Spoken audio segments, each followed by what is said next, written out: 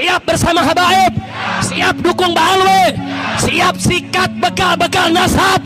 Takbir. Kebenaran adalah kemerdekaan. Insya Allah kita pasti akan merdeka dari penjajahan Bani Ba'alwi.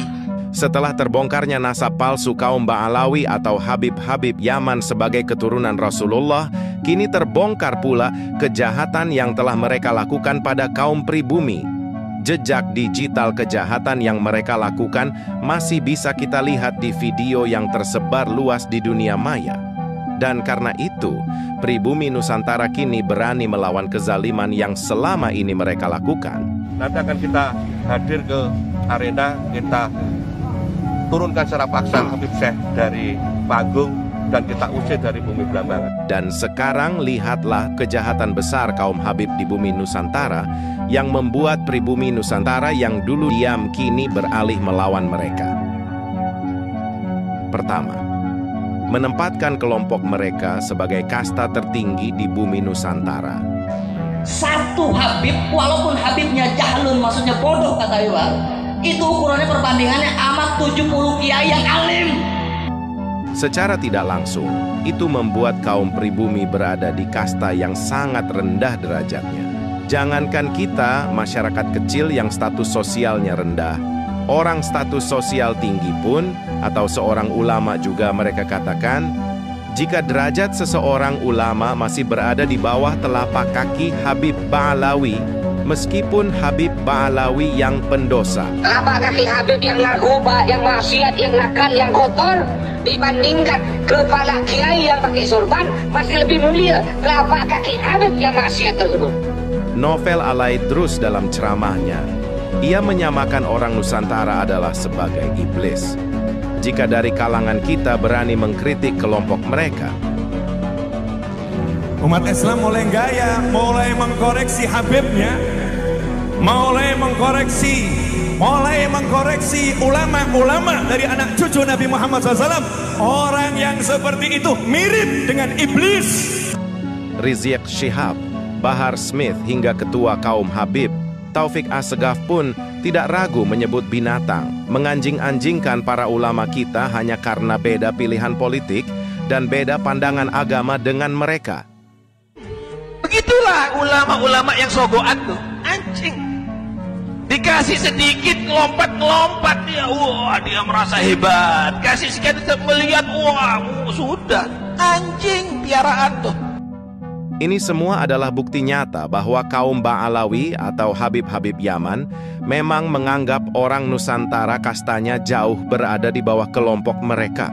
Kejahatan kaum Habib yang kedua adalah mengajarkan kepada para pengikutnya untuk membenci tradisi dan budaya Jawa.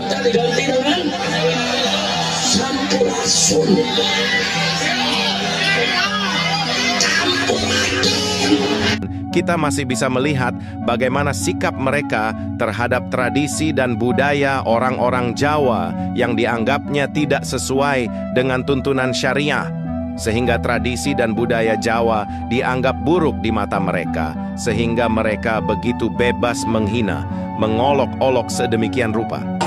Setiap RT, setiap RW, setiap kepala desa diwajibkan untuk pasang, yaitu patung membentuk raksasa, dipakai kain putih, ditaruh sesajen di setiap gapura gang sepurwakarta. Saudara, kurang ajar tidak? Tak itu saja, jika ada orang Jawa berjoget, akan dipandang rendah oleh mereka. Namun jika dari mereka berjoget, mereka menganggap itu sesuai tuntunan agama. Mana mau Rasulullah hadir ada yang joget-joget?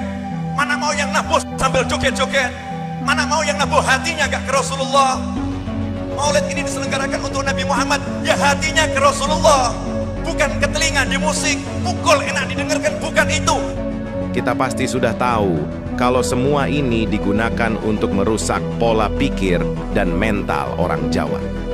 Yaitu pola pikir, jika tradisi Jawa dilakukan akan mendapatkan dosa, sedangkan jika tradisi mereka yang mereka pakai akan mendapatkan pahala.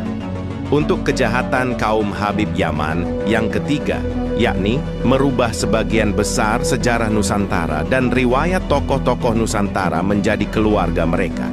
Jika mereka berceramah dengan mengaku bernasab Rasulullah, pastinya mudah untuk memunculkan nama-nama kakek moyang mereka sebagai sosok penting dalam sejarah Nusantara.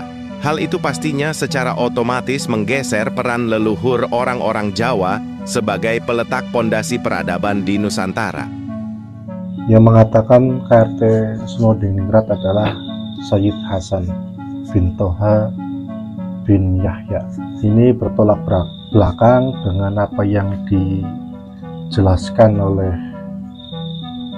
Trah HB2, yaitu Raden Tibio, berdasarkan kekancingan yang ada di Yogyakarta bahwasanya KRT Sumodiningrat ini adalah orang Jawa dan makamnya ada di jajaran Bantul.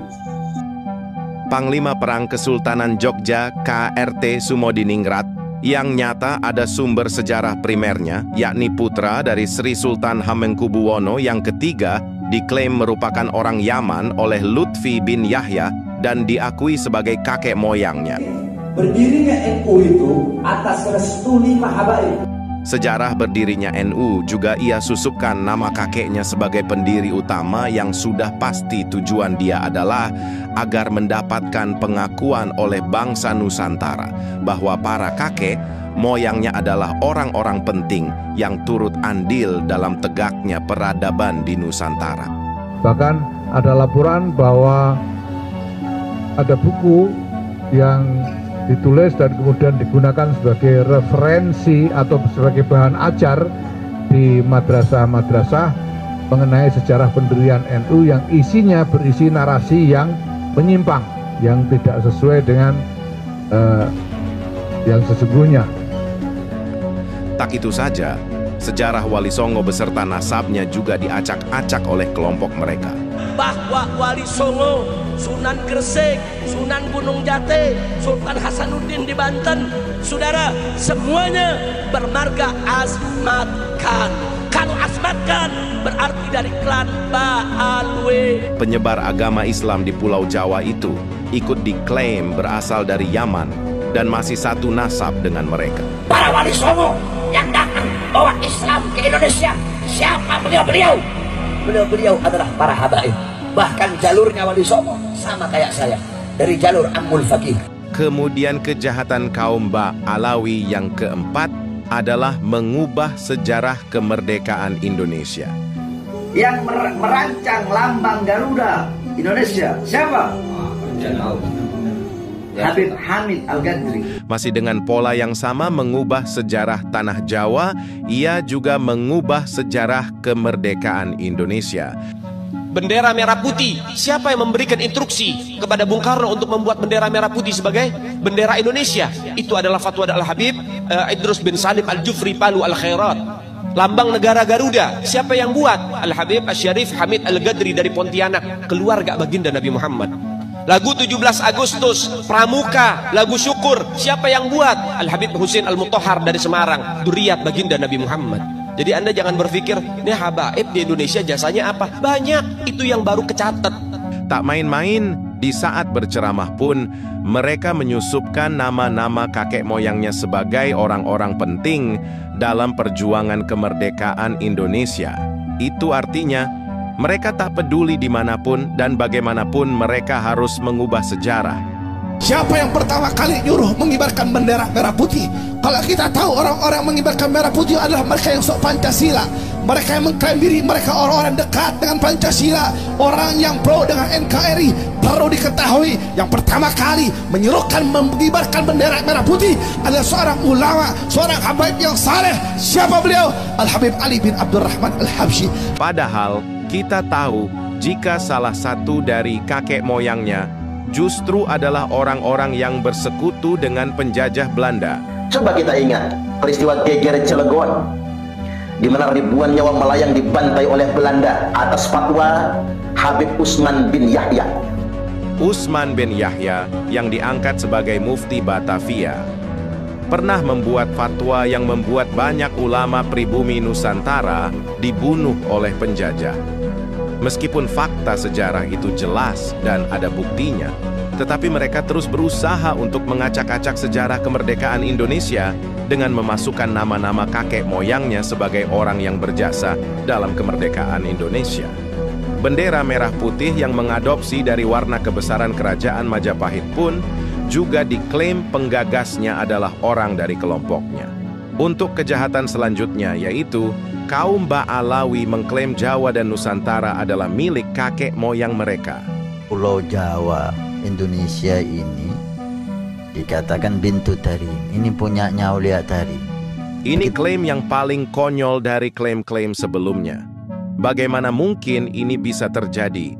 Padahal kita tahu, jika mereka didatangkan oleh Belanda untuk membantu mengelola negeri jajahannya. Usman bin Yahya ini berasal dari Yaman. Beliaunya bersama ayahnya datang ke Indonesia ini atas permintaan Belanda. Jadi orang-orang Yaman pada waktu itu didatangkan oleh pemerintah Hindia Belanda.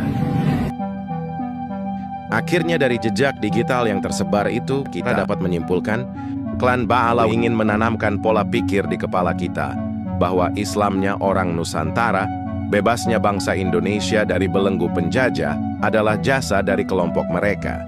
Sehingga kaum pribumi Nusantara harus balas budi dan harus memuliakan, mematuhi semua ucapan serta menuruti apa yang menjadi perintah dari kelompok mereka. Dan kalau pola pikir itu sudah tertanam di bawah otak bawah sadar kita, maka tujuan akhir mereka tercapai, yakni hidup mewah dan menjadikan kita orang-orang pribumi sebagai jongos mereka. Kami adalah majikan kalian, kami adalah pemilik bangsa, kami adalah pemilik kedaulatan Indonesia.